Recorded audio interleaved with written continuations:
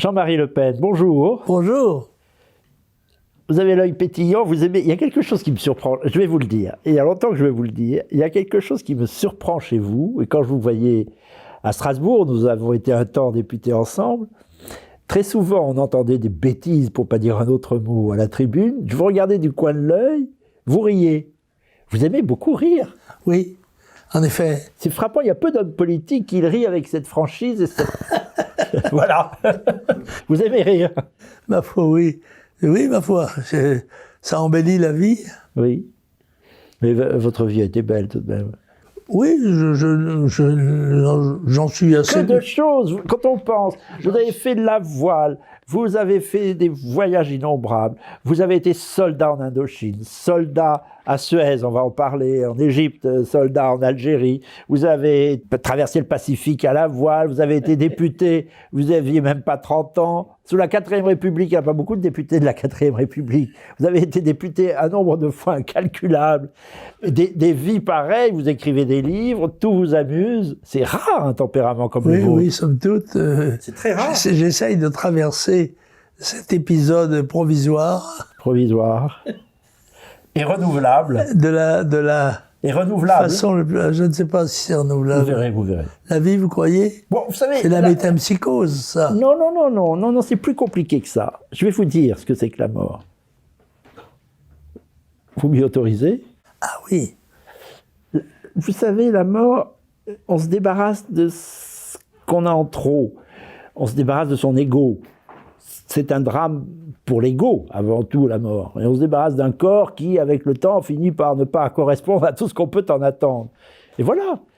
Et nous appartenons à la vie. De Gaulle a dit, au moment même où nous mourrons, nous allons vers la vie. C'est-à-dire que la vie se reproduit. C'est pas tout à fait nous, mais la vie continue et on appartient à la vie humaine.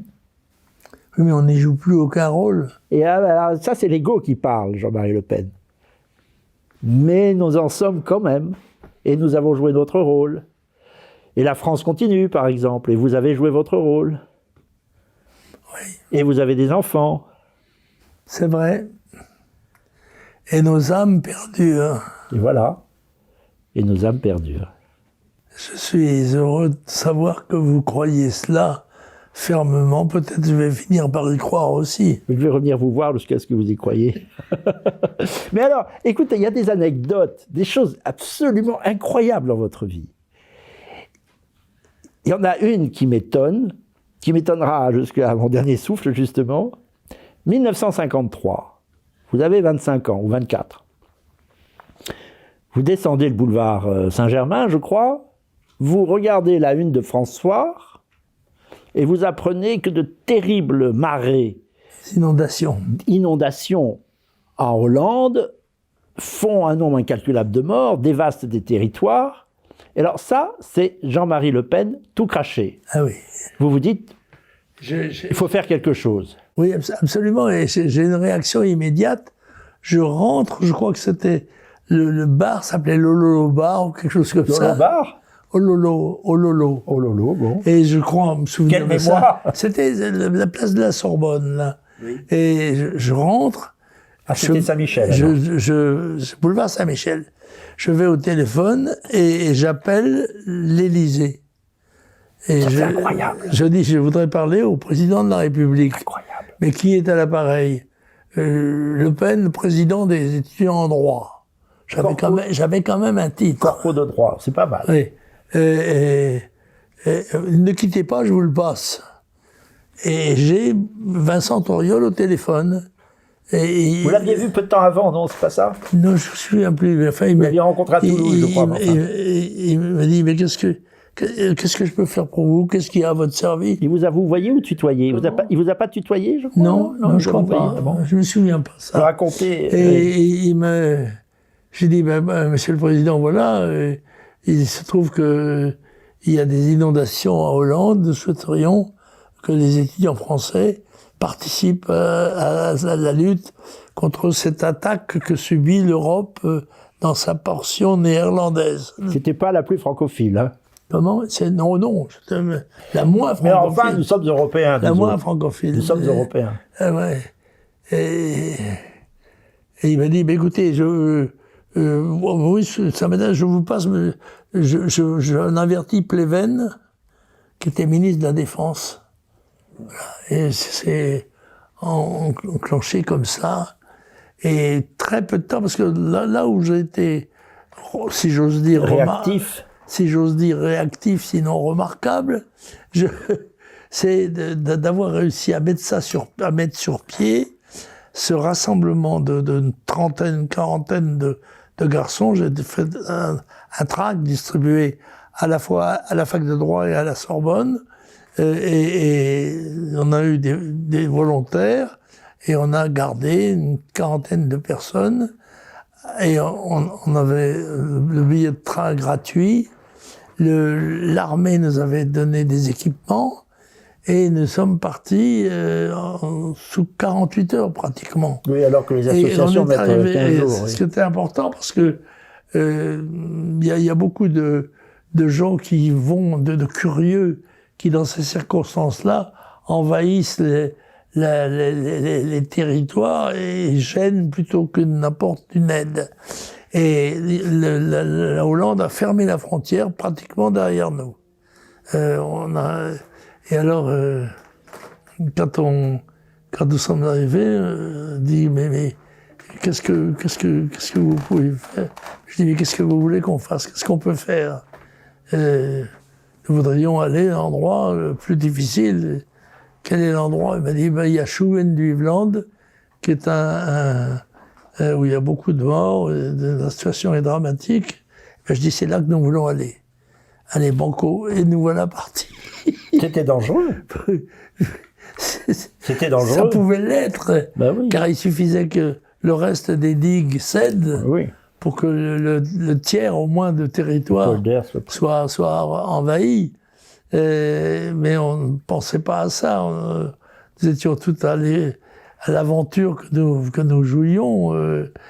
Et alors on a pelleté beaucoup de terre, des sacs pour faire des barrages, etc. Que sais-je encore. Mais vous allez vers le danger. Par exemple, vous êtes volontaire pour partir en Indochine, et on vous dit qu'est-ce que vous venez faire là? Ben, on vient se battre. Ah oui, mais ça nous paraissait tellement naturel de se battre. D'agir, de faire quelque chose, de ne pas rester les bras le long du corps en observateur, voilà. Et pareil pour être dans le coup. Bien des circonstances, oui. Vous n'avez pas froid aux yeux, oui. Vos débuts, alors partir faire la guerre. Ça, vous êtes quelqu'un qui n'a pas peur, c'est ça qui est extraordinaire.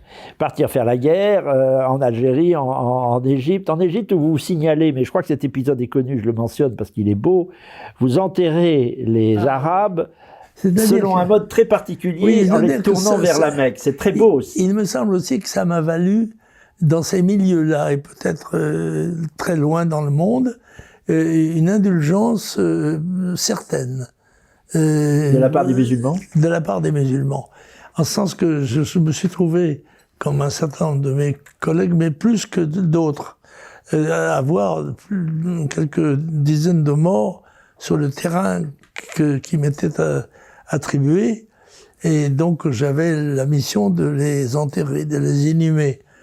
Et je l'ai fait, somme toute, comme je suis breton, assez respectueux des choses de la mort. On y revient. Bon, je les ai fait enterrer, la tête tournée vers la Mecque.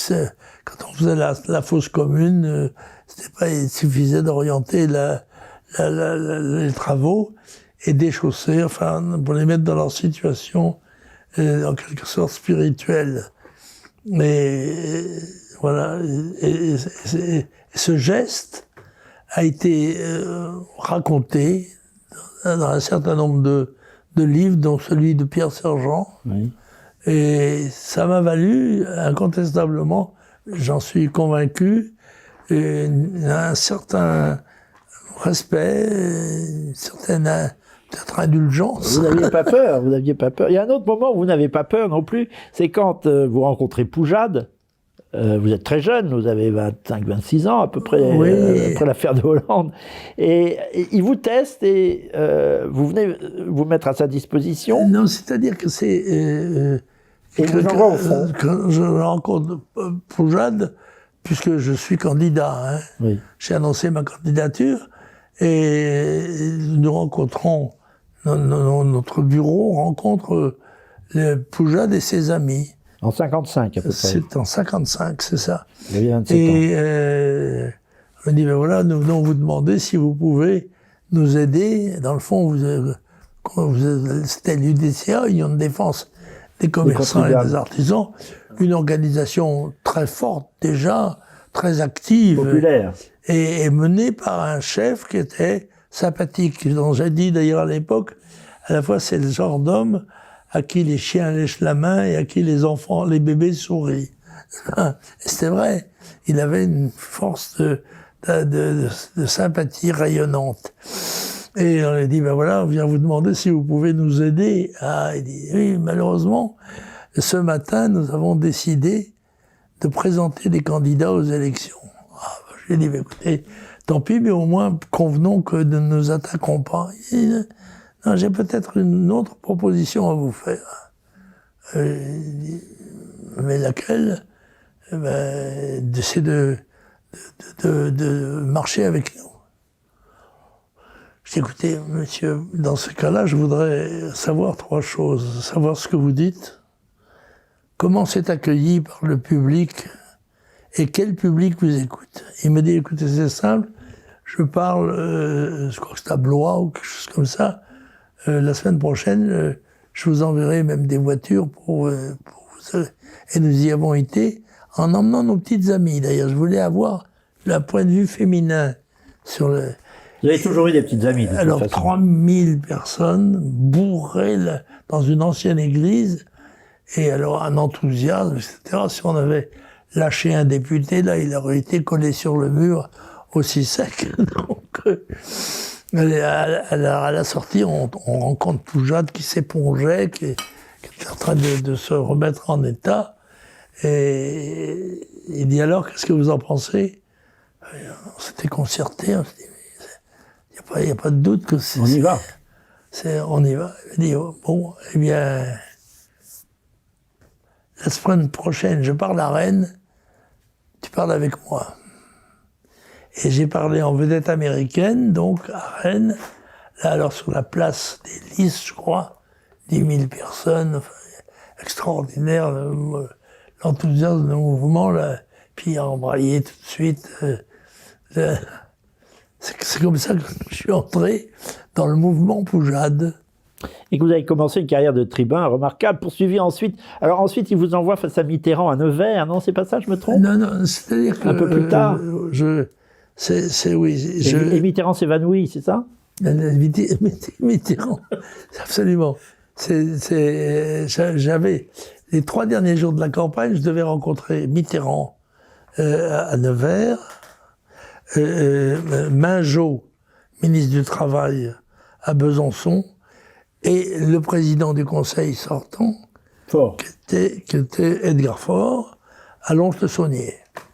Et donc, à Nevers, je suis arrivé, mais la réunion était à 8h30. À 8h, j'avais occupé la salle avec plusieurs centaines de militants, de mono-militants poujadistes. Et il est certain que Mitterrand était en haut d'un triangle, je ne sais pas si c'était volontaire ou pas, et des triangles d'escalier, et il s'est évanoui. Et alors il a été emporté par ses amis, et moi j'ai monté l'escalier et j'ai parlé à sa place. Vous aviez la salle pour vous. Bah oui, il y avait que des poujadistes dans la salle. Il a bien fait de s'évanouir. C'était peut-être un petit peu provoqué, l'évanouissement, non? Oui. Non, je crois que tout ça a été assez inopiné.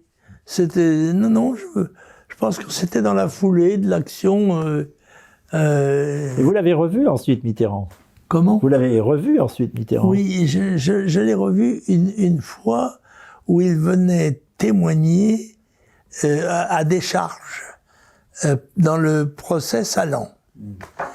Et nous étions un certain groupe déjà arrivé là, dans la salle, dans une salle attenante, bien sûr.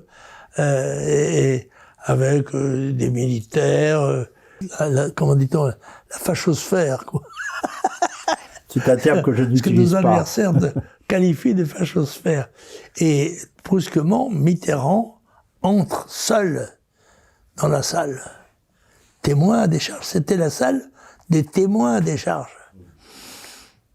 Et par un réflexe confraternel, en quelque sorte, avec Lacoste Laraymondi, Pascal Arrigui, nous sommes allés le saluer, de façon à ce qu'il ne reste pas seul comme ça. Et très vite, il a parlé, et tous les gens... Très libéral, en fait. Tout voulait l'entendre. Mais oui, mais ça ne nous paraissait pas extraordinaire. Enfin, le mouvement de sympathie pour l'homme seul passait par-dessus les contradictions politiques. Je vais vous raconter une histoire. Continuez, mais je voudrais vous raconter une histoire ensuite. Non, voilà. Et, sur les oppositions et la troisième politiques. fois, et la dernière, c'est à la préfecture de Strasbourg. Je suis au bar avec le propriétaire du Figaro, Hersant. Robert Hersant, et nous bavardons, là, que je connaissais bien, Robert Hersant. Et brusquement,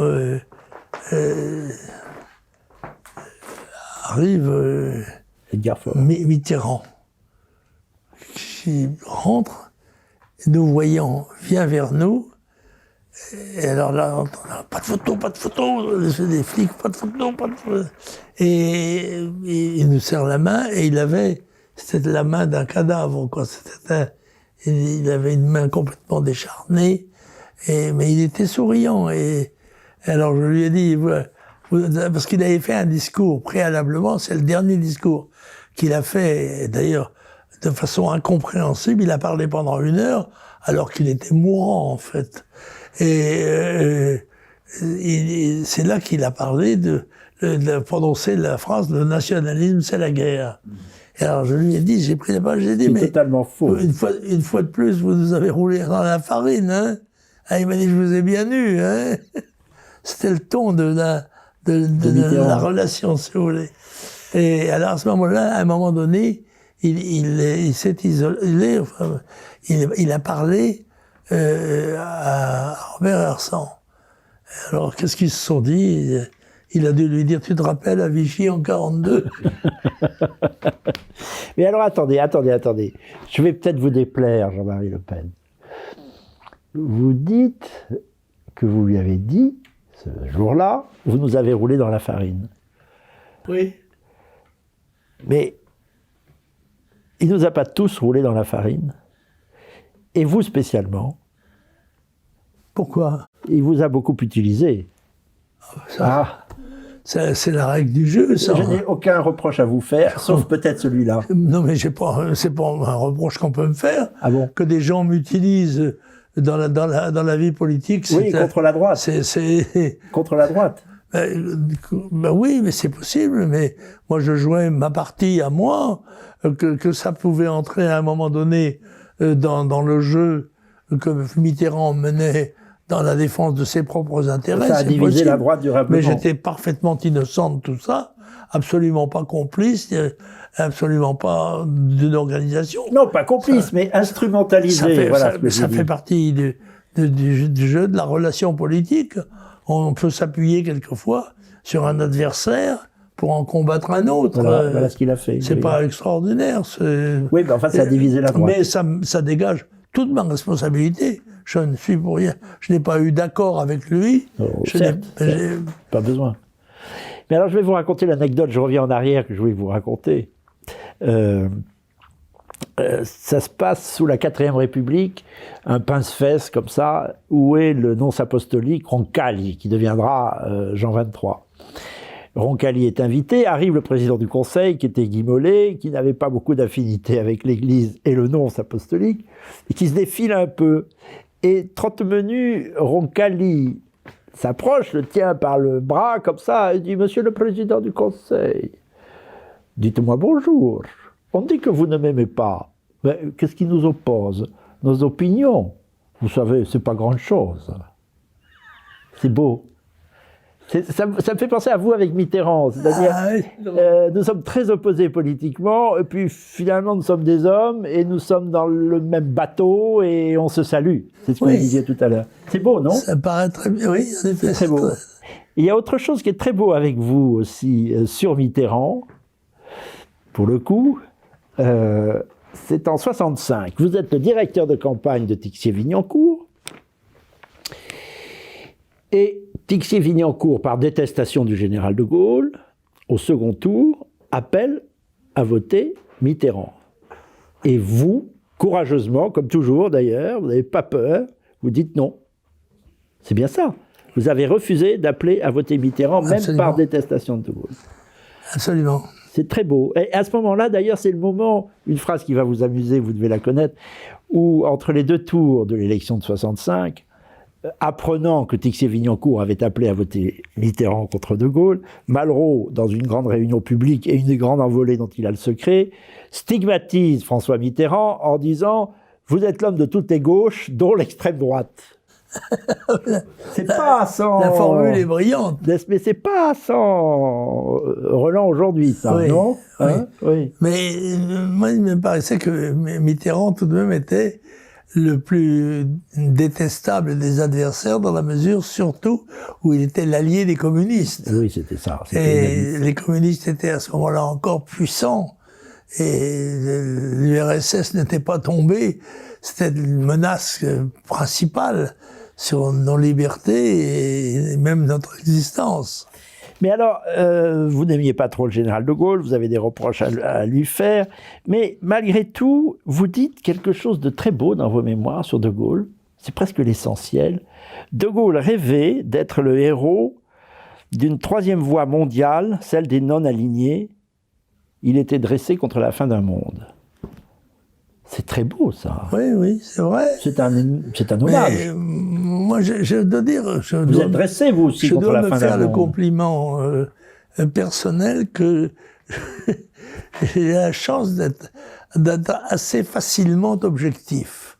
J'ai une tendance à l'objectivité, à juger les choses en dehors même des sentiments ou des relations ou des choses comme ça.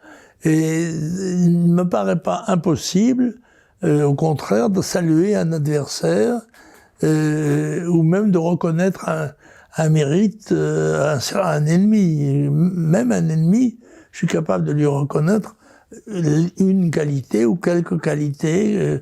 Ça se fait plus, ça. Je ne me sens pas obligé de rejeter globalement une personne ou une idée simplement parce que je suis en désaccord avec elle. Et c'est ce que vous l'avez subi, ça, cet ostracisme. Ah. Et aujourd'hui, c'est devenu courant, c'est-à-dire que les gens de gauche vous disqualifient en tant que personne, quelquefois même, enfin c'est la culture woke, parce que vous n'avez pas les opinions qu'ils ont. C'est extraordinaire, ça. C'est même assez criminel. Et un ancien homme de gauche me dit « Je suis plus de gauche parce qu'elle trahit l'idéal républicain, liberté, égalité, fraternité. La fraternité n'existe plus. Non. Quand on est à gauche, alors qu'on devrait porter la fraternité dans la devise de la République, c'est un impératif, il n'y a plus de fraternité. » Et la gauche était fortement influencée par le rigorisme communiste. Et c'était des alliés dont il devait tenir compte. Et il ne pouvait pas se permettre la moindre faiblesse humaniste, si j'ose dire, à l'égard de quelqu'un comme moi. Donc j'étais dénoncé absolument comme le diable. J'étais véritablement diabolisé. Et pourtant, et chargé de tous les adjectifs possibles et imaginables, fasciste, nazi, n'importe quoi. Ça recouvrait absolument aucune réalité idéologique ou historique, mais c'était le vocabulaire employé contre les gens que l'on voulait abattre à tout prix, sans concession.